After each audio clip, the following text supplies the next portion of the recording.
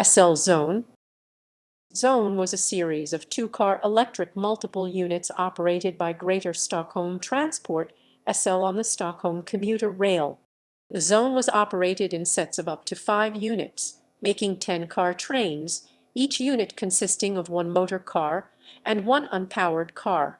104 units were built by ASEA in 1967-75 and were replaced by the new X60.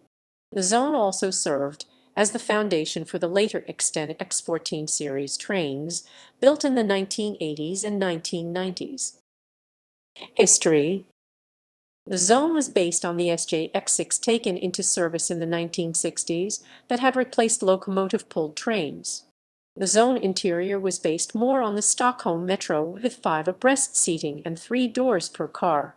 Since the start in 1968, the trains were renovated several times, although they look mostly the same today as they did in the 1960s.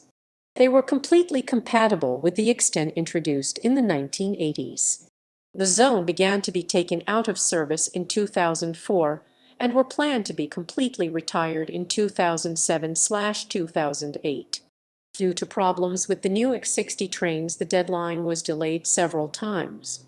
The last Zone units were taken out of service in April 2011. One unit has been preserved in a museum.